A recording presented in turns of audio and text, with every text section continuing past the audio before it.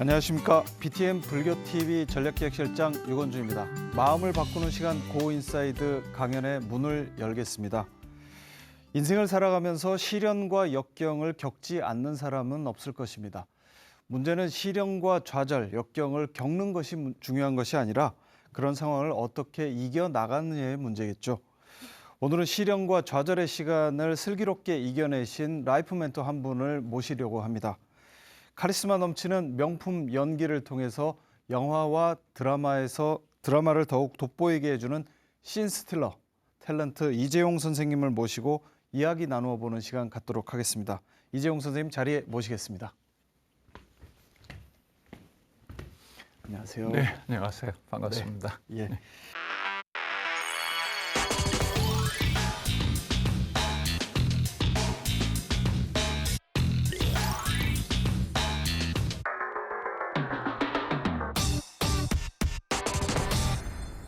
선생님을 제가 처음 뵀던 게 붓다비 퀘스천이라는 대중 강연 프로그램에 참석하신 모습을 뵌 적이 있거든요. 아, 예, 기억납니다. 네. 그 주계사 그 강당에 있었던 것 같습니다. 예, 맞습니다. 네.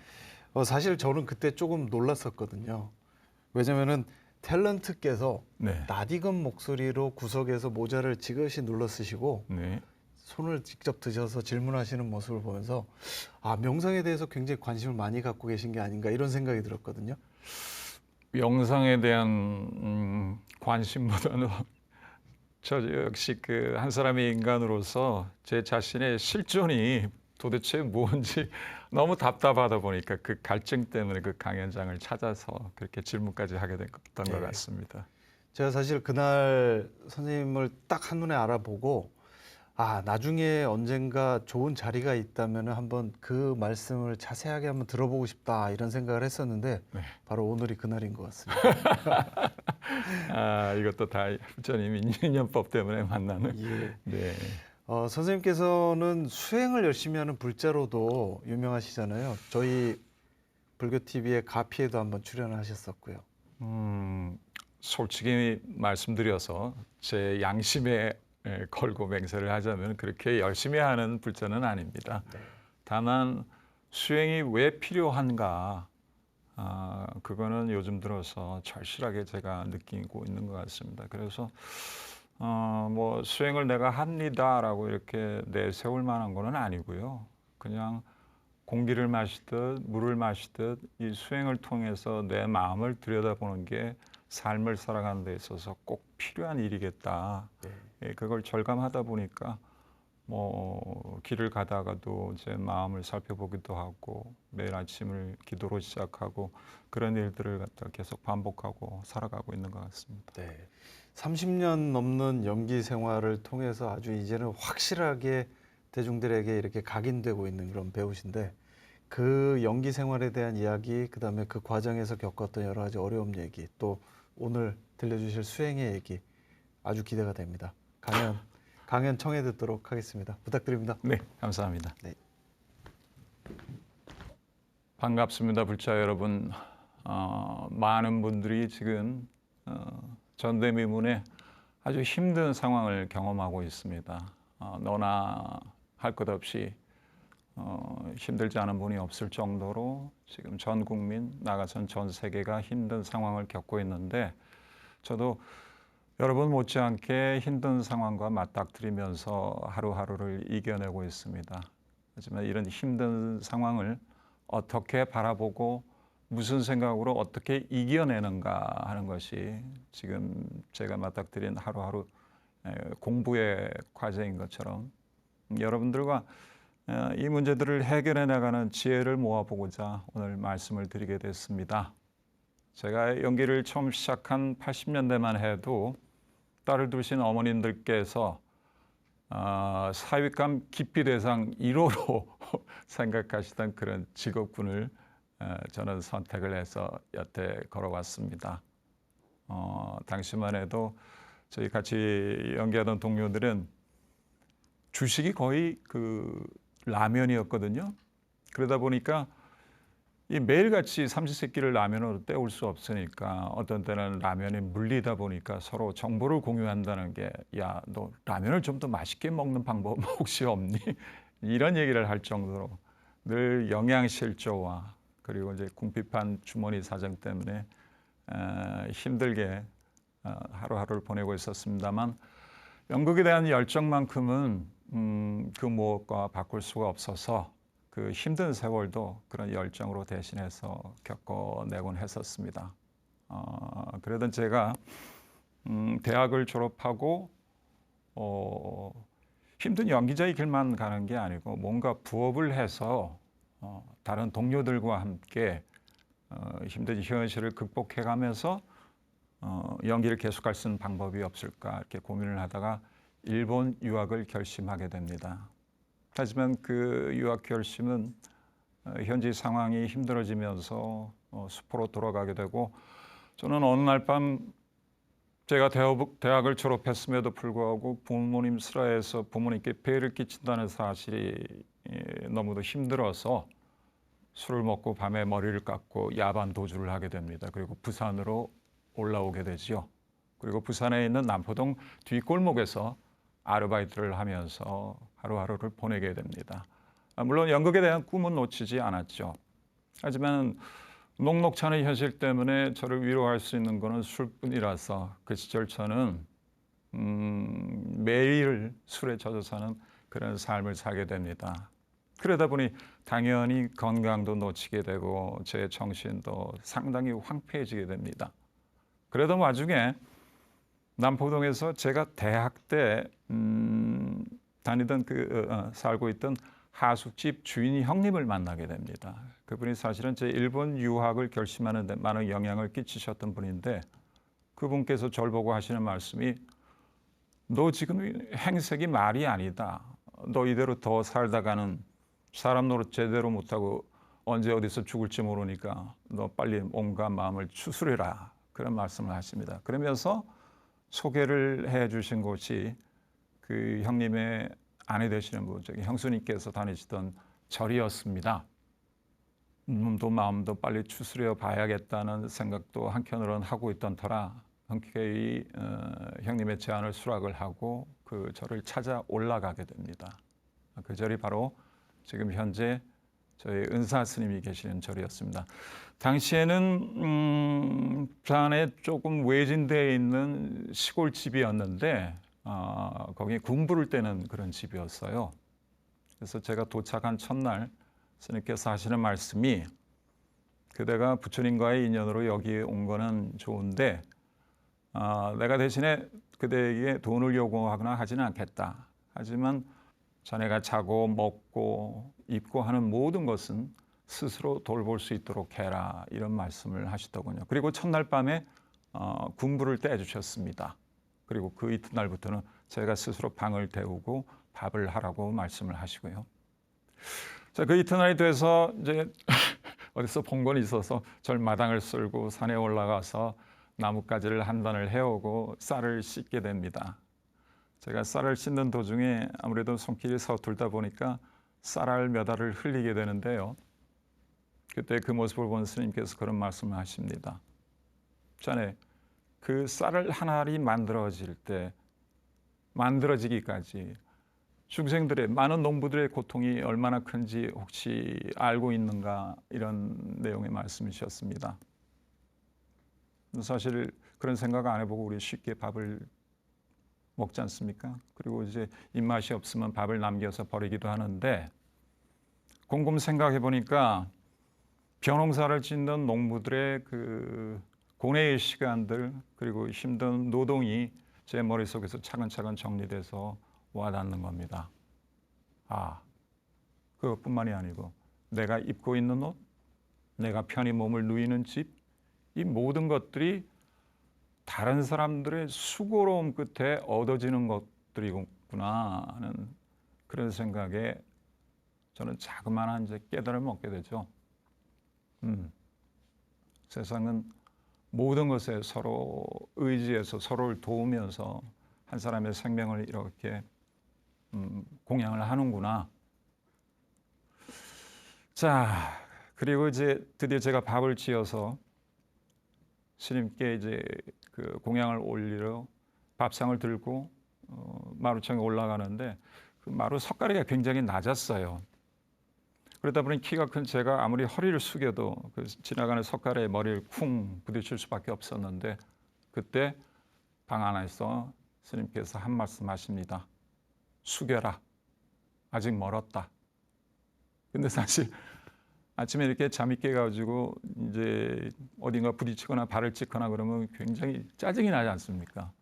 근데 처음에 이제 섣부르게 짜증을 냈다가 갑자기 좀 전에 하신 말씀이 굉장히 뒤통수를 툭 치는 거예요. 내가 그동안 잘난 거 하나 없는데 세상 사람들 앞에서 뭔가 내가 대단한 걸 가진 사람이냐 이렇게 내세우고 살았던 그 제 과거가 갑자기 파노라처럼 확 지나가면서 굉장히 쇼킹하게 다가왔습니다. 그리고 한 번 더 이제 그 밥상을 들고서 그 문을 통과하려고 그러는데 또 문지방에 머리를 또 찍습니다. 그런데 이제 스님께서 하시는 말씀이 아직 멀었다 하니 그 순간에 밥상을 들고 들어가면서 제가 눈물을 왈칵 쏟습니다.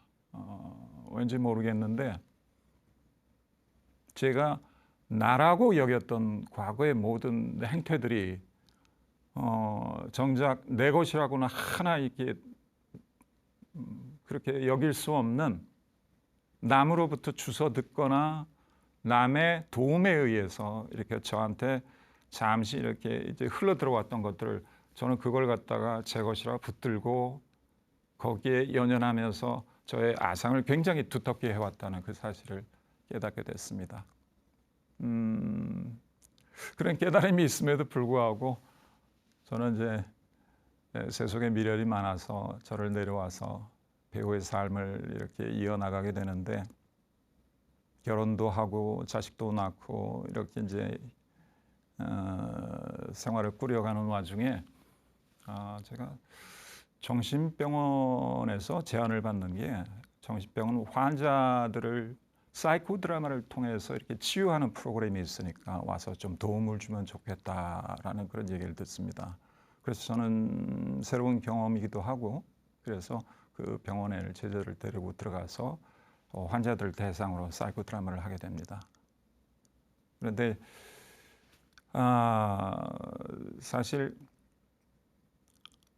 우리는 그 정신병원이 그 스스로의 어떤 정신적인 질환을 앓는 사람들이 그곳에서 치료를 받는다라고 하는데 제가 만난 그 환자분들은 되게 자신의 문제뿐만이 아니고 그 환자를 둘러싸고 있는 환경, 가족들이라든지 친지 이런 인연관계에 의해서 굉장히 상처를 받고 거기에 들어오는 경우가 굉장히 많은 걸 발견하게 됐습니다. 그리고 병원 내를 갔다가 이렇게 돌아다니다가 거의 자기 자신이 누구인지를 인지를 못할 정도로 중증의 환자분들을 갖다가 뵙게 됐는데 그분들은 매일 그들에게 투여되는 약을 먹고 이 언어 기능도 상실을 한 채 또 인지 기능도 상실을 한 채 벽만 바라본다든지 계속 침을 흘린다든지 그런 모습으로 철창기에 계셨는데 그게 저한테는 굉장한 충격이었어요. 마치 살아있는 지옥을 보는 것 같은 그런 느낌이었는데 그때 인간이란 게 도대체 뭐지? 인지 능력이 사라진 인간이란 거는 그냥 인간으로 볼 수 있는가 등등의 여러 가지 충격 때문에 그때 처음으로 제가 세상 전체 또 사람이란 문제, 사람의 실존에 대한 문제 이런 것들을 고민을 하다가 우울증을 앓게 됩니다. 그리고 친한 선배의 도움으로 우울증 약을 먹으면서 연기를 계속 하게 되는데 그러다가 우연찮게 영화나 드라마 출연을 하면서 제 삶에 전환점이 생기게 되죠. 물론 경제적인 삶도 나아지고 또 많은 분들이 저를 알아보시고 하는 그런 덕분에 비교적 순탄한 삶을 사는가 했습니다마는 제게 나쁜 버릇이 있었어요. 왜냐하면 저희 배우가 거의 모든 작품에서 자연인으로서 이렇게 살아가는 게 아니고 배역 속의 인물로 이렇게 살다 보니까 1년을 살다 보면은 배역으로 한 두세 작품을 하게 되면은 작품에서 걸어 나오면 자연인 저로서의 이 현실에 적응하는 게 너무나 부담스럽고 힘들었습니다. 그러다 보니까 저도 모르게 술에 의존하게 되고 또 담배에 의존하게 되고 그러면서 점점 제 삶이 이렇게 황폐해지는 걸 경험하게 됩니다. 그러면서 여러 가지 뭐 경제적인 문제라든지 이런 공공함이 닥치게 되면은 그 문제를 갖다가 어떻게 받아들여야 될지 해결해야 될지 이런 것들도 방법을 찾지 못하고 굉장히 이제 힘든 세월들을 지나게 됩니다. 그러다가 제가 최초로 제 생애 전환점이 되는 그런 어떤 인식의 전환의 포인트를 마련해 주셨던 스승님을 떠올리게 됩니다. 그리고 스승님께 어느 날 역시 술이 취해서 힘들게 구원의 신호를 보냅니다. 스승님, 저 지금 너무 힘듭니다. 힘들어서 죽을 것 같습니다. 그렇게 말씀을 드렸더니 스승님께서 그런 말씀을 하십니다. 힘드니? 더 힘들어라. 무쇠는 불 속에서 달구어지고 또 망치로 두들겨져야지 무쇠로서의 기능을 다한다. 그때 제가 술이 번쩍 깨는 그런 경험을 하게 됩니다. 어려움이란 걸 어려움으로만 바라보게 되면은 그것을 두려워하게 되면은 힘들어하게 되면은 이걸 넘어설 수가 없구나라는 것을 조금 깨닫게 됩니다. 그리고 작년이었습니다. 저 역시 코로나 시대를 맞아서 일이 끊어지고 더불어서 소속됐던 회사와 법적인 분쟁도 갖고 또 생활비 마련이 굉장히 힘든 그런 상황을 맞이하게 됩니다.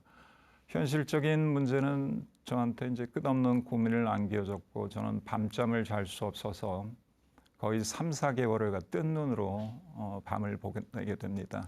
그리고 우울증, 공황증 이런 것들이 한꺼번에 밀어닥쳐가지고 불과 2달 사이에 저는 13kg가 체중이 빠지는 그런 힘든 상황을 겪게 됩니다. 그 힘든 상황을 어떻게 감당할 수 없었던 저는 또다시 제 은사님께 구원의 말씀을 청하러 부산을 내려갑니다. 스승님, 저 정말 힘들어서 죽을 것 같습니다. 도대체 이 괴로움에서 노연하는 방법이 없겠습니까? 이렇게 말씀을 드렸더니 스승님께서 하시는 말씀이 죽을 것 같아?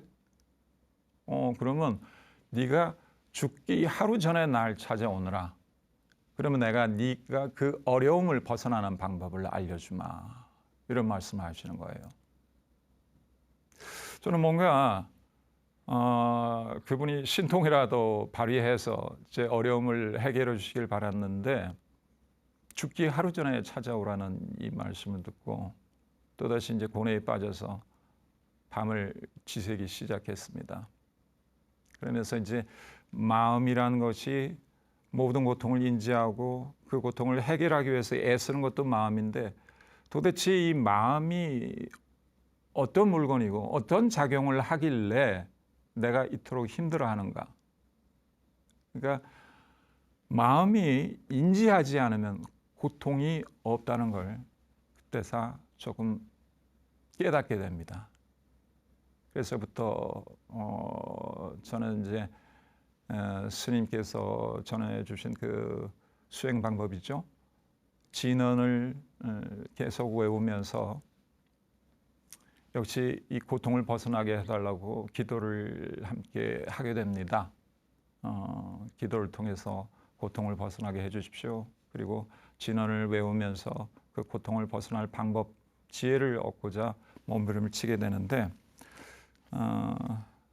정말 재미난 것은 제가 하루 2시간씩의 수행에 이렇게 몰입하고 며칠이 지났을까? 제가 문제라고 벽이라고 쌓고 있던 그 힘든 그 마음이 뒤로 물러나는 것이 느껴지기 시작했습니다. 이걸 어떻게 설명하기가 상당히 힘든데, 그 고뇌하던 그 마음자리에 마음이 무엇인가를 찾아 헤매는 제 생각, 또 수행을 하는 제 생각과 마음이 이렇게 들어앉자 고뇌의 부피가 점점 줄어드는 게 느껴지더라고요. 그러면서 모든 것은 마음 안에서 생겨나고 마음 안에서 펼쳐지고, 내가 그 문제를 어떻게 인식하느냐에 따라서 그것은 문제가 되거나 고통이 되는구나라는 사실을 깨닫게 됩니다.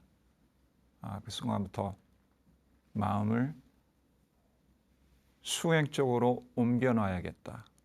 그리고 고통이라고 생각되어지던 문제들을 갖다가 눈앞에서 직접 끌어내놓고 보게 되면은 이것들의 모습을 제대로 볼 수 있구나. 이것은 단지 생각이구나.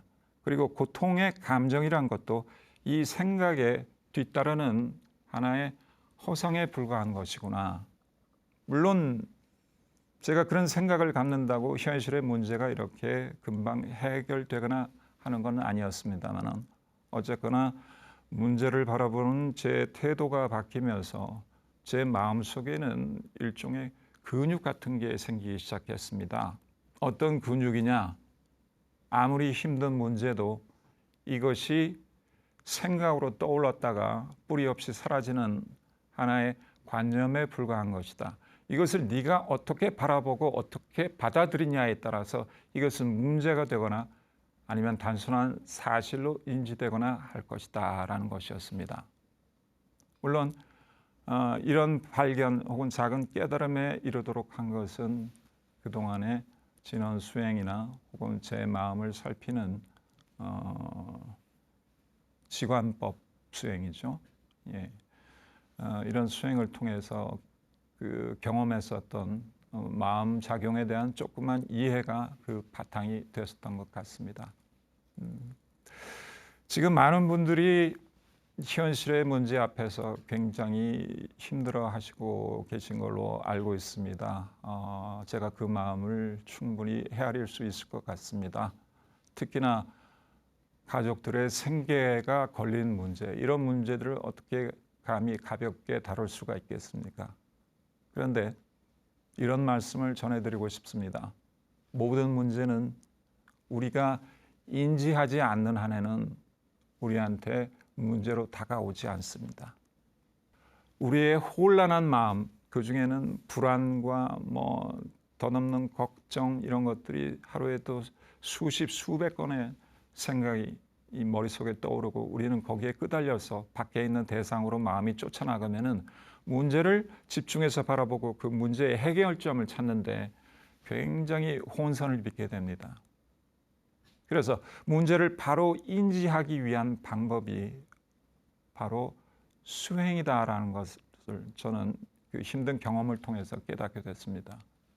위파사나 진원 수행이든지 염불이든지 뭐든 좋습니다. 마음이 번뇌에서 벗어나서 그 문제를 객관적으로 바라볼 수 있을 때, 그리고 그 기저에 깔려있는 두려움이나 무서움, 이런 마음들을 올바로 살펴주고 스스로가 위로할 수 있을 때 우리는 그 문제로부터 벗어날 수 있다는 걸 저는 경험했습니다. 그래서 삼라만상이 우리 마음에 비춰지면서 온갖 번뇌가 찾아오고 온갖 인연이 찾아오고 또 삼라만상이 또 이렇게 펼쳐지지 않습니까? 그래서 마음 안에서 인지된 문제는 마음 안에서 풀어야 되는 게 부처님 법이구나 하는 걸 요즘 저는 절실하게 깨닫게 됩니다. 여러분에게 다가오는 문제 두려움으로만, 공포로만 받아들이지 마시고 여러분의 마음을 조금은 고요 속에 이렇게 잠시 내버려두고 그 문제를 객관적으로 바라보신 후에 그 불안하고 두려운 마음 대신에 여러분의 마음의 중심이 어디에 있는가를 찾아보는 그런 수행의 시간을 갖다 보면 어느 순간에 지혜가 나타나서 그 어려움들을 해결할 수 있는 방편들을 보여준다는 사실을 저는 경험했습니다. 그래서 여러분들이 지금 힘든 세월을 겪으시면서 그런 문제를 어떻게 바라보고 수용할 것인가, 어떤 태도로 그 문제들을 내 안으로 끌어들이고 인지할 것인가, 이런 생각을 한번 해보시고, 또 수행을 통해서 여러분들의 마음의 근육을 튼튼히 하시다 보면은 분명히 여러분 안에 내재되어 있던 두려움이나 공포, 이런 것들이 많이 줄어드는 걸 여러분들 실제 경험하실 수 있습니다. 이거는 조금 어쩌면 그 비합리적인 얘기라서 제가 여러분께 말씀을 안 드리려고 그랬는데, 제가 지난 수행을 계속하고 기도를 계속하면서 마음 안의 두려움과 공포를 벗어나면서 현실적인 문제가 정말로 그 현실 안에서 그 해결의 기미가 잘 보이지 않았던 그런 문제들까지도 이렇게 하나하나 정리되는 걸 제가 경험을 했습니다. 그래서 모든 문제는 내 마음 안에서 비춰지는 것이고, 내 마음 안이 편하게 이렇게 정리가 되면은 내가 경험하는 어떤 현실적인 문제들도 이렇게 정리가 된다는 것. 내 안이 시끄러우면 내가 맞닥뜨리는 현실도 시끄럽게 전개되고, 내 마음 안이 고요하고 평화로우면 그것이 비춰진 현실도 그런 모습으로 나타난다는 말씀 여러분께 전해드리면서 오늘 서툰 말씀 여기서 가름하도록 하겠습니다. 감사합니다.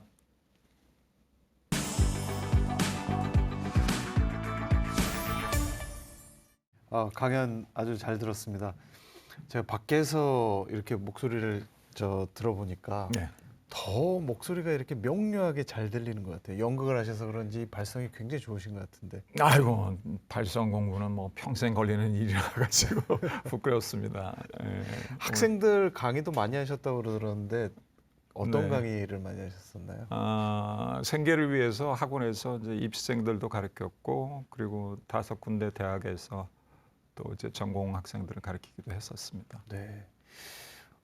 제가 오늘도 말씀을 해주셨는데 그 정신병원에서 사이코 드라마를 하면서 정말 사람들 사이의 어떤 관계에서 나온 어떤 정말 지옥을 보셨다, 이런 말씀 주셨는데 네. 어떻게 보면은 뭐 이 정도의 차이는 있을지 몰라도 사실 뭐 이 보통 일상생활에서도 사실 관계 때문에 생기는 문제는 맞습니다. 굉장히 많지 않습니까? 맞습니다. 예. 사실은 우리가 그 문제를 자꾸 바깥에만 투사하는 습성이 있거든요. 네. 너 때문에 내가 이렇게 괴로워라고 하는데, 사실은 어떤 문제든지 수용의 문제인 것 같아요. 네. 이 문제를 내가 받아들일 때 어떻게 받아들이고 있는가. 생각이나 감정은 사실 뭐 윗바사나 이렇게 해서 자기 마음 이제 관찰하게 하다 보면은 이게 뿌리 없이 나타났다가 그 다음 생각에 의해서 또 앞에 생각들은 흔적 없이 지워지고, 감정도 마찬가지고 그렇거든요. 네. 그러니까 조금만 더 마음이 고요해지면은 많은 것들이 뿌리 없이 생겨났다가 뿌리 없이 사라지는데, 그것에 우리가 집착하면서 불필요한 감정들, 화라든지 상처를 입고 하는 이런 것들이 생겨나서, 그런 면에서 수행이라는 거는 참 명약이다 싶은 그런 생각을 많이 합니다. 네. 아까도 잠깐 말씀해 주셨지만 대학에서 철학을 전공하시지 않습니까? 부산의 명문대. 부산대학교 철학과를 부산대 나왔습니다. 철학과 졸업하셨다고 들었는데 네, 철학과 특별히 가신 이유가 어떤 게 있으실까요? 제가 중학교 때 그 제2차 세계대전이라는 책 전지를 24권을 기억하는데 일주일 만에 독파를 했습니다. 그런데 거기서 펼쳐지는 지옥이 인간이 인간을 상대로 펼치는 그 어마무시한 지옥에 제가 너무 충격을 받았어요. 그래서 그때부터 이제 인간이란 도대체 뭘까라는 궁금증을 가졌고, 그리고 제가 고등학교 시절에 이제 광주 사태가 발생을 하는데, 그때 이제 광주에 계시던 선교사분들이 가져온 사진이 좀 있었습니다. 그때 이제 광주에서 벌어진 여러 사건들이 그대로 이제 찍힌 사진이었는데 너무 충격적이었어요. 그래서 그 두 가지 이제 결정적인 사건들이 인간이란 게 도대체 뭐지라는 그 깊은 어떤 의심, 네. 예, 궁금증 이런 것들을 저 안에 깊이 이제 잠재돼 있게 하다가 원래는 제가 심리학과를 가려고 했는데 마침 제 고등학교 담임 선생님께서 심리학은 그 철학의 한 범주니까 철학을 네가 전공 한번 해보면은 많은 네 궁금증을 갖다가 해소할 수 있을 것이다. 네, 그래서 그 조언을 듣고 제가 철학을 전공을 하게 됩니다. 네. 근데 막상 또 철학을 전공하시고 대학에 가서는 연극을 시작하셨단 말이에요. 철학과 미학, 그다음에 뭐 연극까지 어떻게 글쎄. 보면은 굉장히 근본적인 이런 학문들을 계속 해나가신 것 같은데. 어떻게 보면은 뭐 전공이 아니라고 말씀을 하시는 것 같은데 사실은 연극은 인간학이거든요. 그렇죠. 네. 거기에 이제 덧붙여서 인간을 둘러싸고 있는 모든 환경도 역시 다루고 하는데 철학은 인간과 인간을 둘러싼 모든 우주의 근본을 그때 묻는 학문 아니겠습니까? 네. 그러다 보면은 이제 철학이 이제 연기를 갖다가 이렇게 포함하고 있다 보니까 저는 여지껏 인생을 살아오면서 제가 제일 감사했던 것 중에 제가 철학을 전공할 수 있었고 부처님 법을 만나고 스승을 만나고 또 연극을 할 수 있었던 것, 이 길을 걸어올 수 있었던 것 후회 않고 대단히 감사해하고 있습니다. 네. 철학을 공부하신 게 연기를 하시는데 도움이 많이 되신 건가요? 엄청 됐습니다. 제 철학이란 게 뭐 다른 분들은 굉장히 어렵게만 생각하시는데 사실은 사유의 방법을 연구하는 학문이라고 네. 쉽게 말씀드리고 싶은데 그러다 보니 이제 이 드라마 속에 등장하는 인물들과 그다음에 그들이 놓여진 환경과의 관계 이런 것들을 갖다가 인문학적인 어떤 시선으로 이렇게 들여다보게 되니까 특히나 이제 철학에서 그 방법론적으로 네. 인간을 어떻게 이제 바라볼 것인가 하는 이런 많은 사유들이 사실 작품을 분석하거나 인물 분석하거나 캐릭터를 갖다 이렇게 완성하는데 직접적으로 많은 도움을 줬죠. 네. 아까도 잠깐 말씀을 해주셨는데 이 연기하시는 분들이 네. 그 어떤 역할에 몰입을 해갖고 그 캐릭터에 이렇게 몰입해서 연기를 한참 하시고 나면 거기서 이렇게 다시 빠져나오는데 굉장히 힘들다라는 말씀 많이 듣거든요. 실제적으로 그런 일이 비일비재합니다. 네. 왜냐하면은 수십 년 이렇게 생활을 하면서 연기자로서 생활을 하면서 1년이면 저희가 이제 배역으로 사는 날짜가 자연인으로 사는 날보다 몇 배가 됩니다. 네. 실제로 이제 배역으로 예를 들어서 10달을 살았다 그러면 자연인으로 사는 거는 2달이 채 안 되는 경우가 많거든요. 네. 그러다 보니까 실질적으로 자기 자신의 고유한 이제 개성이 뭐지? 이런 것들이 어떤 때는 헷갈릴 때가 있어요. 그 자기 정체성에 대한 혼란 같은 거 네, 이런 네. 것들이 배역을 너무 많이 맡다 보면 그런 것들이 찾아오는데 그래서 배우들이 알코올에 의존하거나 아니면 뭐 도박 중독에 빠지거나 아니면 우울증이나 공황증 같은 정신적인 그런 그 어려움을 겪는 경우가 굉장히 많이 있습니다. 의존적이 되거나 네. 아니면은 보상 심리 이런 것들이 작용을 해서 저 역시도 알코올에 엄청 기댔었거든요. 네. 저는 사실 그 영화 친구에서 네, 출연하시지 않습니까? 네, 친구에서 그 배우 유호성 씨를 앞에 딱 놓고 네. 얼굴에 칼을 딱 대고 아주 그 섬뜩한 눈빛으로 연기하시던 모습 기억하거든요. 어, 근데 그렇게 배역에 이렇게 몰입을 하다 보면 네. 사실 거기에서 빠져나오고 난 다음에 원래 본인이 가졌던 자연인 이재용과 연기 속에서 역할을 했던 그 캐릭터와의 그 충돌 이런 것 때문에 힘드시 거라고 보면 되겠죠. 많이 있죠. 그런 것들이 일종의 뭐 극성의 충돌이라고 할 정도로 사실은 그런 이제 황폐한 어떤 캐릭터를 갖다 연기하려고 그러면 그 사람이 왜 그렇게 이제 나락으로 떨어질 수밖에 없었던가라는 이해가 전제가 돼야 되거든요. 그러다 보면은 그 사회적인 연구, 인간적인 연구 이런 것들을 하다 보면 사실은 그 입장에서 또 사회를 원망하거나 사회의 그 구조의 부조리 이런 거 모순 이런 것들도 발견하게 돼요. 네. 그러다 보면은 거기서 따르는 분노 이런 것들을 또 제 개인적인 것으로 이렇게 또 전환시키고 하다 보면은 사실 마음의 상처도 많이 생기고 그러죠. 네. 그 연기를 하시면서 이렇게 겪는 그 정체성의 혼란이나 이런 여러 가지 어려움들을 네. 수행을 하면은 많이 도움이 되시나요? 어떠신가요? 어, 아상이라고 그러죠. 네. 예. 예, 제가 배역을 만든다는 거는 하나의 아상을 갖다가 이제 만드는 행위인데 사실은 저는 이제 그 자연인으로서 제가 실제로 이제 존재한다라고 믿고 철석같이 믿고 있었어요. 네. 그런데 저라는 존재는 음식물을 취하지 않으면은 제 몸은 유지가 되지 않고 하루에 거의 80만 개의 세포가 끊임없이 윤회를 일으키는 몸뚱아리고 그다음에 생각이란 것은 어디서 일어났는지도 모르고 생각이란 것이 뭐 붙었다가 쓸데없는 데 집착하다가 사실 보면 세상을 이렇게 사람들이 만들어 놓은 모든 뭐 시스템 제도 이런 것들이 사람들의 생각에 의해서 만들어진 것들이잖아요. 그리고 저라는 존재도 사실은 생각을 함으로써 저를 인지하니까 제가 있다라고 하는데 그러면서 제가 굳이 내가 나를 갖다가 자연인은 내가 있다라고 생각을 하고 거기에 뭐 집착을 해갖고 뭐 정체성의 혼란 이렇게 그런 고통을 겪을 이유가 없구나라는 사실을 사실 수행을 통해서 깨닫게 됐죠.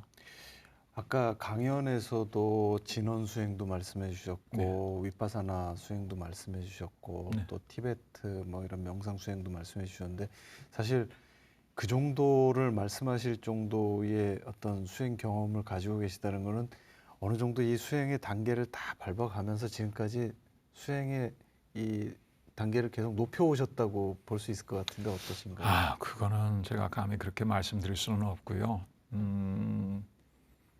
처음에 이제 진원 수행부터 시작했는데 사실은 그 진원에만 이렇게 계속 매달리다 보면은 그 어쩔 수 없이 따라오는 게 불법에 대한 그 이성적인 측면의 어떤 이해가 필요하지 않습니까? 그러다 갈증 보니까 같은 것들이 예, 올 갈증이 수 있죠. 생기고 그러다 보니까 또 이제 불경이라든지 불교 이론에 천착하게 되고 또 그 안에서 또 다른 이제 스님들과 인연을 통해서 수행법 가운데서 가장 현실적으로 쉽게 이렇게 일상생활과 접목시킬 수 있는 게 뭘까 그러다가 소개받은 게 사실은 위파사나 수행이었어요. 그리고 이제 실제로 짧은 시간 안에 이 마음이 뭔가를 갖다가 이렇게 확인할 수 있었던 게 또 위파사나 수행이었고 또 이제 밀교 수행의 근본이 어디에 있을까 그 뿌리와 연관성을 이렇게 찾다 보니까 이제 티베트 밀교 스님들과 또 교류가 있다 보니까 티베트 밀교에 관해서 관심을 갖고 거기에 또 이제 관심을 갖고 천착하게 되고 뭐 그냥 호기심이 배우로서 호기심인데 수행에도 이렇게 작용했던 것 같습니다. 제가 어떤 다큐멘터리 작년쯤에 나왔던 것 같은데 어머니 얘기를 하시는 걸 제가 잠깐 봤습니다. 네. 그 다큐멘터리에서 어머니에게서 어머니가 보여주셨던 그 실천하셨던 어머니의 자비를 통해서 굉장히 많은 걸 배우셨다 이런 말씀도 제가 하시는 걸 봤어요. 저희 모친께서 저한테 가르쳐 주셨던 게 자비였던 것 같아요. 그 제 어릴 때는 거리인들이 굉장히 많았었거든요. 그런 분들 이제 바보들을 이렇게 오신다든지 그러면은 결국 그냥 돌려 보내시지 않으시더라고요. 보면은 집 안으로 들여서 그분들을 갖다가 마당에 물을 데워 갖고 씻겨 가지고 아버님 속옷까지 다 해서 겉옷까지 한 벌 다 입혀서 밥을 지어서 한 상을 먹이고 그다음에 그분들이 들고 온 깡통이나 이런 데다가 따뜻한 밥과 잔을 넣어 가지고 용돈까지 쥐어 갖고 이렇게 보내드니 어릴 때는 굉장히 이상한 모습이었는데 크면서 그게 저한테 제 어떤 인성을 갖다가 이렇게 쌓는데 그 굉장히 큰 걸음이 됐다고 저는 그렇게 생각을 합니다. 연기자로서는 굉장히 강한 캐릭터를 갖고 계신데 평소 성격은 어떠십니까? 평소 성격이 글쎄요. 전 되게 말랑말랑한 걸 좋아하는 것 같습니다. 뭐 뉴스, 신문에 보도된 미담, 이런 거 보면은 네. 뭐 스스럼 없이 그냥 눈물 흘리고 네. 하다못해서 뭐 고양이하고 개가 이렇게 비정상적으로 이렇게 서로 다독거리면서 잘 지낸 것만 봐도 야, 짐승들이 저렇게 따뜻한 마음을 지니고 있구나 이러면서 제가 감동의 눈물을 흘릴 정도로 네. 예, 좀 눈물 많은 성격인 것 같아요. 네. 그럴 것 같습니다. 저도. 그렇습니까? 평소 TV를 통해서 연기자로만 저희가 만났었는데 사실 오늘 강연을 통해서 연기자가 아닌 어떤 진솔한 수행자로서의 모습을 다시 발견할 수 있는 그런 시간이었던 것 같습니다. 네. 과분한 말씀입니다. 네. 오늘 강연 다시 한번 감사드리겠습니다. 네, 고맙습니다. 감사합니다. 네.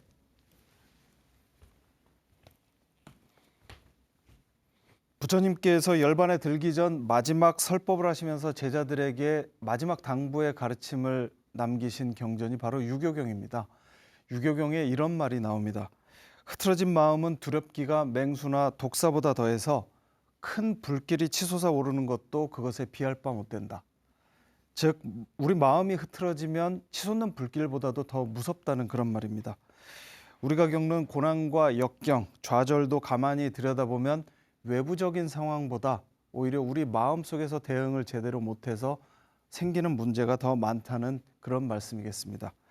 어려울 때일수록 흐트러진 마음을 단단히 하는 것이 얼마나 중요한가라는 교훈을 보여주는 대목입니다. 우리 마음을 지혜롭게 단속하고 마음 수행을 통해서 마음의 근육을 키우는 것이 우리 삶에 얼마나 중요한 것인지를 배워볼 수 있는 그런 시간이었습니다. 오늘도 강연 함께해 주셔서 감사합니다. 마음이 늘 평안하시기 바랍니다. 안녕히 계십시오.